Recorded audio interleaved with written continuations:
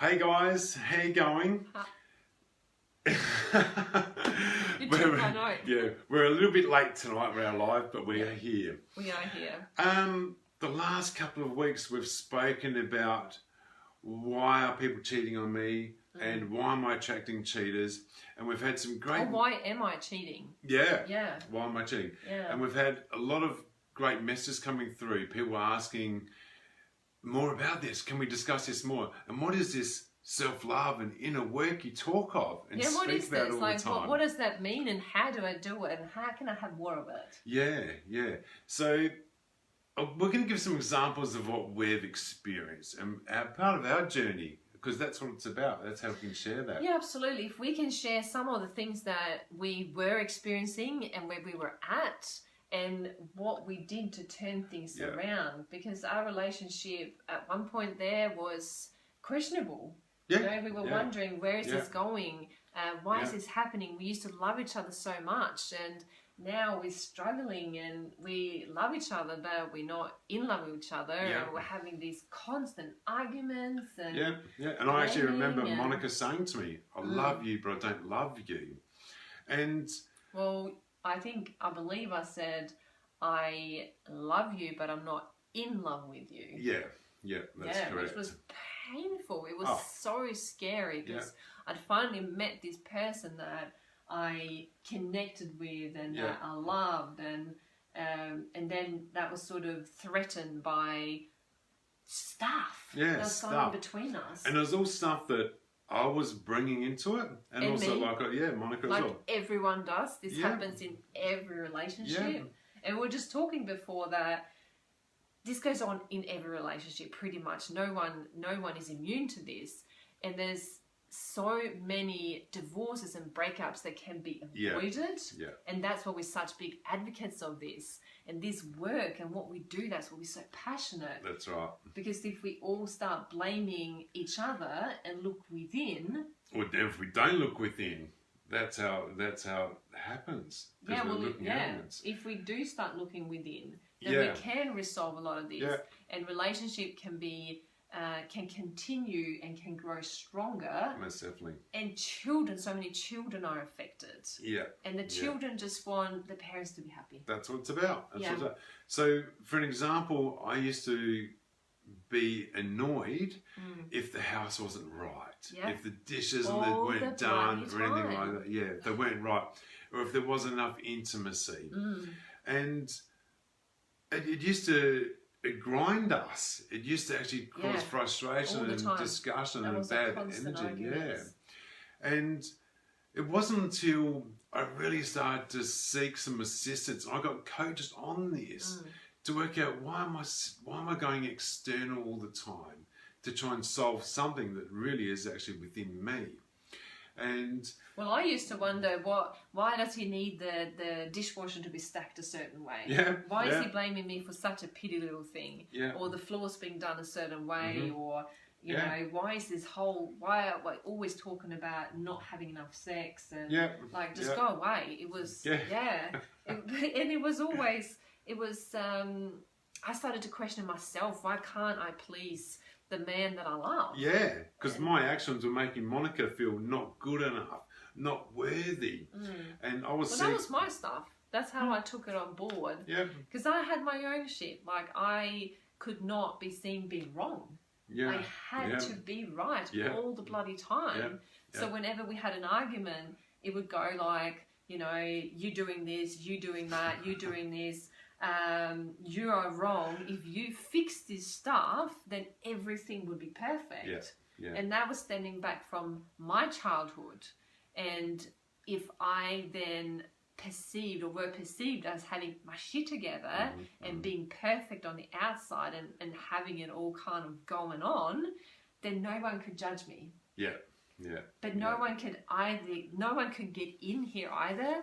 So I couldn't have intimate, true connections or relationships with anyone, let alone myself. We all got stuff going on. That's it. So I was looking for external ways to soothe myself. So I was looking for either Monica, whether through intimacy or whether it be drugs or whether it be controlling and getting things around the home right.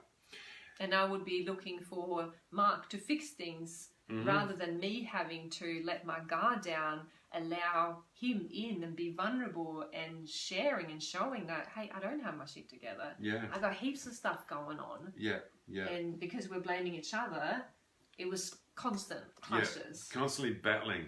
So it wasn't until I seeked assistance, got coached and started to do some inner work and doing the inner work, which meant building up, being comfortable with me, not looking elsewhere for someone to soothe me or to make me feel better. That was up to me to do that. My boundaries, as in healthy boundaries for me, meaning I had respect for myself and my boundaries and trust. Yeah, backing yourself. Backing myself. And that is all part of self-love, and this is probably going to be a 2-part series because we're only going to touch on it. This can go for a long time, and boundaries is a whole chapter in itself. So what Mark's saying is letting go. We individually had assistance around letting go of a lot of the beliefs that stem from our childhood that was then brought with us until adulthood. And if we don't fix this stuff, it continues our whole life. And even previous relationships, experiences from previous relationships as well. Because it won't stop. If we don't fix this stuff, it won't go away. And people split up, they break up thinking it's, my partner wasn't good enough or couldn't fulfill me, when it was really about ourselves not being able to fulfill ourselves. And then they find a new partner and it's all rosy and fun and good and the sex is great until, that first honeymoon period is over, the same shit starts to happen. That's it. So we need to go within ourselves and change it in order to have connection with ourselves and then with our partner. Correct. So what we do now and what I do now is when I feel this bit of unease, and we can all feel that. Oh yeah, totally. Instead of looking outside, I actually go within and ask myself, what am I experiencing? What is it that's going on for me right now? Yeah. And I deal with my own stuff and look at that first before I start looking outwards to be fixed. It's so much easier because you know that you have the answers. Yeah. If you can look within going, what's going on for me? Why am I doing this rather than he's pissing me off? You caused this, you created this. Yeah. Then you have so much more influence of the situation. You can change a lot. And better conversations. A lot better conversations. It just means when something is going on, we can say, wow, I was just experiencing that. It's a conversation having, being fully present with each other. And having that conversation allows Monica to know that I'm allowing me to be vulnerable and be able to say that. For both of us. Yeah. Really, for both of us to be vulnerable. It's not just for men, they have this expectation of not showing feelings and being strong and having their shit together and be the protector and all that stuff. Get it. But women can have that too, especially being out in the workforce and everything's changed now. So women have a totally new expectation of them as well to sometimes be the breadwinner and bring in the money and still be the mother and having all these roles. Yeah. And it clashes and it's conflicting. Yeah, it is. Look, any of this resonates with you, or you want some info, send us a message, and whether it be a private message or on the thread down below, put it on there. Yeah, if you're curious and what you can do about it, let us know. Yeah. We love this stuff. That's it. That's our stuff. That's what we do. It's our jam. Yeah, it is. It is. All right, guys. As I said, we're going to continue this conversation because there's so much more to it. Exactly. So you guys have a good night and a great weekend. See ya.